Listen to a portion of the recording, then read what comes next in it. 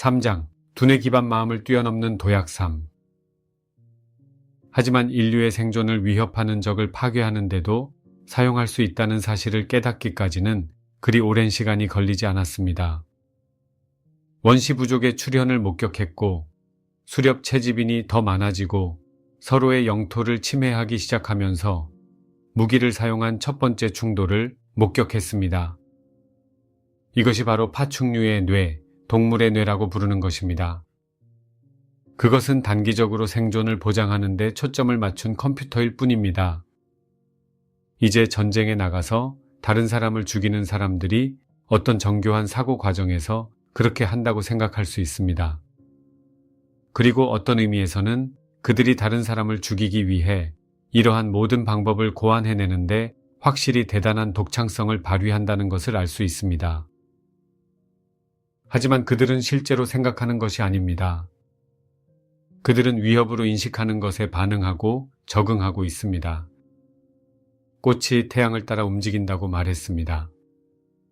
하지만 꽃은 동물과 마찬가지로 반응만 합니다. 그들은 예상하지 못합니다. 그들은 이것은 위협이다 라고 생각할 수 없습니다. 무언가가 위협적이라는 것을 경험하면 가능한 한 빨리 반응합니다. 하지만 사슴 무리가 모여서 산맥의 모든 늑대를 박멸하기로 결정하여 위협을 없앨 수는 없습니다. 하지만 이것은 인간이 할 수 있는 일입니다. 그러나 이것은 실제로 생각하는 것이 아닙니다. 이것은 진정한 인식이 아닙니다. 인간은 인지된 위협에 대해 단순히 반응하는 것이 아니기 때문에 이것은 더 정교한 반응일 뿐입니다. 인간은 미래의 위협을 상상하고 예측할 수 있습니다. 따라서 위협이 실제로 위협이 되기 전에 위협을 제거하려고 시도합니다. 이는 또한 사람들이 전혀 실제하지 않음에도 불구하고 다른 집단이 위협적이라는 이미지를 형성할 수 있다는 의미입니다. 그것은 단지 인식일 뿐입니다. 하지만 내가 여기서 말하는 것은 이것이 파충류의 뇌가 실제로 생각하는 것이 아니라 반응하고 적응하는 사고라는 것입니다. 자각과 남에게 대접받고 싶은 대로 남에게 대접하라. 이것은 인식이 아니며 자각하는 것도 아닙니다. 종교에서 말하는 것은 무엇일까요? 남에게 대접받고 싶은 대로 남에게 대접하라. 이것은 뇌가 생각하는 것이 아닙니다. 마음은 이것을 헤아릴 수 없습니다. 마음은 그것을 받아들일 수 없습니다. 마음은 결코 이런 것을 생각할 수도 없습니다. 뇌는 결코 이런 것을 생각할 수 없습니다. 뇌에서 나오는 마음조차도 이것을 생각할 수 없습니다. 다시 말하지만 우리는 물질주의자들이 뇌에서 나오는 마음의 형태가 있다고 말할 때 옳다고 말할 수 있습니다. 지금 그들이 컴퓨터에서 나오는 마음의 형태가 있다고 말하는 것처럼 말입니다. 그러나 그것은 자각하는 마음이 아닙니다. 그것은 생각할 수 있지만 특정한 매개 변수 내에서만 가능합니다. 그것은 인식이 없으며 확실히 자각하지 못합니다. 오직 자각만이 남에게 대접받고 싶은 대로 남에게 대접하라는 것을 파악할 수 있는 능력을 제공합니다. 뇌에서 나오는 마음은 이렇게 말할 수 있을 뿐입니다. 남이 너희에게 해주기 전에 너희가 남에게 행하라 라고 말할 수 있습니다. 이것이 바로 오랜 세월 동안 많은 사람이 전쟁과 갈등을 목격하는 이유입니다. 이를 보면 인간이 정교한 두뇌를 이용해 기술을 개발해 왔다는 것을 알 수 있습니다. 그러나 그들은 파충류의 뇌와 투쟁 또는 도피 증후군에 기반한 기술을 사용하고 있습니다. 적자 생존은 아직 물리적으로 위협을 가하지 않았더라도 위협으로 인식되는 존재를 파괴할 권리가 있다는 것입니다. 그런데 기술이 점점 더 정교해지고 파괴력이 커지면서 어떤 일이 벌어지고 있을까요? 그것은 바로 인류가 파충류의 뇌를 뛰어넘는 비약적인 진보를 하도록 강하게 요구되고 있다는 것입니다. 다른 많은 담화에서 그랬던 것처럼 영적인 여정의 결과로 이것을 설명할 수 있습니다. 나는 여기서 매우 간단하고 논리적이고 다소 과학적인 용어로 설명하기로 선택했습니다. 파충류의 뇌는 파괴적일 수밖에 없습니다. 파충류의 뇌가 더 많은 기술적 힘을 발휘할수록 하면 그 결과는 더욱 파괴적으로 됩니다. 이것이 의심스럽다면 우크라이나 최전선이나 가자지구에서 벌어지고 있는 일을 보세요. 파충류의 뇌를 뛰어넘는 도약. 파충류의 뇌는 정교한 기술을 처리할 수 없고 파괴적인 결과를 막을 수 없습니다.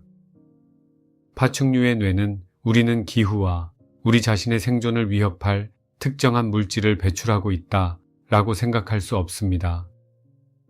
단기적인 이익만 생각할 수 있습니다. 인류가 인공지능 기술과 다른 모든 형태의 잠재적으로 파괴적인 기술에 출현해서 살아남을 수 있는 유일한 방법은 인간이 비약적인 진보를 통해 마음이 뇌 그 이상이라는 것을 깨닫는 것입니다. 무엇이 이러한 도약을 가능하게 할까요? 그것은 바로 마음이 뇌 그 이상이라는 것입니다. 뇌는 이러한 도약을 할 수 없기 때문입니다. 컴퓨터가 아무리 정교해져도 이런 도약을 할 수 없습니다. 그리고 오늘날 가장 정교한 컴퓨터도 인간의 뇌에 비하면 아무것도 아닙니다. 그리고 인간 두뇌의 능력에 근접하는 컴퓨터를 개발하려면 수천 년이 걸릴 것입니다. 공상과학 시리즈에서 우주선 안에 생각할 수 있는 컴퓨터가 있는 것처럼 보이는 것은 기술을 통해 개발할 수 있는 미래의 모습입니다. 그들은 결코 생각할 수 없을 것입니다. 하지만 50년 전에 만들어진 이 TV 시리즈에서 보는 것조차도 수천 년 후의 미래입니다. 이것은 과학이라기보다는 공상과학에 가깝습니다. 그러나 여기서 실제는 여러분의 마음이 뇌보다 더 중요하기 때문에 파충류의 뇌가 특정한 방식으로 작동한다는 것을 깨달을 수 있다는 것입니다. 이것은 신비주의자들이 수천 년 동안 말해온 것입니다. 그러나 점점 더 많은 과학자가 깨닫기 시작한 것이기도 합니다. 파충류의 뇌와 그 기능, 그리고 그것이 인류의 생존을 위협하는 방법을 인식할 수 있다면 파충류의 뇌보다 마음에 더 많은 것이 있어야 한다는 것은 순전히 단순한 논리에 불과하기 때문입니다. 그렇지 않다면 왜 파충류의 뇌가 인류를 위협하고 그로 인해 자신의 생존을 위협할까요? 파충류의 뇌는 그 자체가 자신의 생존에 위협이 된다는 것을 알 수 있다면 그것은 변화할 수 없어야 할까요? 하지만 파충류의 뇌는 그렇게 할 수 없고 전적으로 뇌로만 생각하는 사람도 그렇게 할 수 없으니 두뇌보다 마음이 더 중요하다는 것은 단순한 논리가 아닐까요? 이 말을 몇 번이나 해야 할까요? 임계수치의 사람들이 이 단순한 부정할 수 없는 논리를 보고 그 결과를 받아들이기까지 얼마나 더 이것을 집단의식에 투사해야 할까요? 그리고 이렇게 말해야 합니다. 우리는 뇌를 넘어선 마음의 능력을 이해해야 합니다. 그리고 더 높은 마음이 파충류의 뇌를 장악할 수 있도록 적용하는 방법은 다음과 같습니다.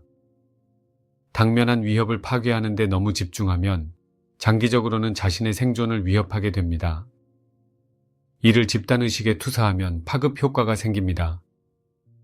마치 바다의 파도와 같습니다. 바다에 돌을 던지면 파문이 퍼지기 시작하지만 이것은 훨씬 더 빠르게 퍼집니다.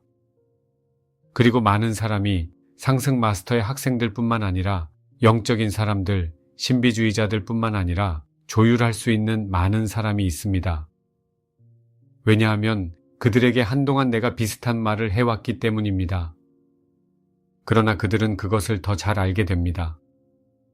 이 동영상이 공개될 때마다 사람들은 더 많이 인식하게 됩니다.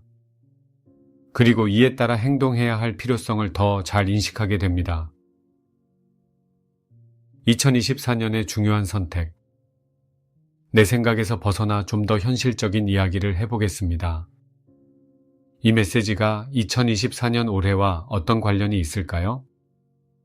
알다시피 올해에는 이례적으로 많은 국가에서 선거가 실시될 예정이기 때문에 많은 관련이 있습니다. 이들 국가 중 일부는 러시아처럼 민주국가가 아니지만 미국을 포함한 일부 국가는 민주국가입니다. 2024년에 사람들이 직면하게 될 기본적인 선택은 무엇일까요? 투표하러 갈 때 민주주의를 위해 투표할까요? 아니면 민주주의에 반대할까요? 우리는 민주주의를 파괴하려는 세력에 맞서 민주주의를 수호해야 할 필요성에 대해 많은 담화를 발표했습니다. 그리고 이것이 다가오는 2024년보다 더 중요했던 적은 없었습니다. 사람들은 민주주의를 선택할까요? 민주주의를 위해 헌신하는 지도자를 선택할까요? 아니면 헌신적이지 않고 심지어 민주주의를 훼손하려는 지도자를 선택할까요? 그렇다면 민주주의란 무엇일까요? 물질주의자들은 진화의 과정을 거치면서 뇌가 매우 정교해져 민주적 정부 형태에 대한 아이디어를 만들어냈다고 말할 것입니다. 그러나 이것은 논리적이지 않습니다. 파충류의 뇌는 민주주의라는 개념을 만들지 않았으며 민주주의라는 개념을 결코 받아들일 수 없습니다. 왜 그럴까요? 그것은 위협의 관점에서만 생각하기 때문입니다. 따라서 적을 파괴하기 위해 무엇이든 할 수 있는 강력한 지도자가 있는 독재 체제는 파충류 뇌에 의하면 더 우수한 정부 형태로 간주될 것입니다. 정말로 이 문제에 접근하고 싶다면 전 세계의 모든 독재적 지도자들은 주로 파충류의 뇌로 사고했다는 것입니다. 그리고 진정한 민주적 지도자, 민주주의를 위해 헌신하는 지도자만이 파충류 뇌를 넘어서는 사고를 할 수 있습니다. 그렇기 때문에 민주국가는 먼저 공격을 받지 않는 한 이웃국가에 대해 공격적이지 않습니다. 민주주의는 파충류의 뇌를 가진 다른 국가로부터 공격을 받으면 파충류의 뇌로 퇴행할 수 있습니다. 그러나 제대로 작동하는 민주주의는 싸우거나 도망치고 적을 파괴하고 남이 우리에게 하기 전에 우리에게 먼저 하는 파충류의 뇌에 기반하지 않습니다. 민주주의의 모토는 남에게 대접받고 싶은 대로 남에게 대접하라입니다. 2024년의 선택이 보입니다. 분명히 러시아에서 푸틴과 그 뒤에 있는 파워 엘리트들이 파충류의 뇌로 생각하고 있다는 것을 알 수 있습니다. 러시아에는 선택의 여지가 없습니다. 전쟁 종식과 러시아 군대 철수를 바탕으로 대통령에 출마하겠다고 선언한 후보조차 크렘린의 파충류 뇌에 의해 출마조차 허용되지 않는 것을 볼 수 있습니다. 그렇다면 미국을 바라볼 수 있습니다. 사람들이 가장 많이 직면하게 될 선택은 무엇일까요? 그것은 민주주의에 대한 헌신을 가진 사람과 완전히 파충류의 뇌로 반응하는 사람 사이의 선택입니다. 누가 누구인지 말해야 하나요? 아니요. 누가 누구인지 들어야 하고 파충류 뇌로 생각하는 사람을 볼 수 없는 사람들을 위해 그들은 오래전에 이 메신저를 떠났습니다. 그리고 그가 진정한 메신저가 아니라고 추론했습니다. 왜냐하면 분명히 성저메인은 그들이 가장 좋아하는 후보자 편을 들 것이기 때문입니다. 하지만 내가 왜 상승 마스터일까요? 파충류의 뇌를 초월했기 때문입니다. 즉 누가 파충류의 뇌로 생각하고 있고 누가 그렇지 않은지 알 수 있습니다. 이것을 볼 수 없다면서 이번 생이 끝나면 정확히 어떻게 상승할 계획입니까? 슬프게도 뇌와 마음의 차이를 구분할 수 없다면 상승할 수 있는 기회는 없습니다.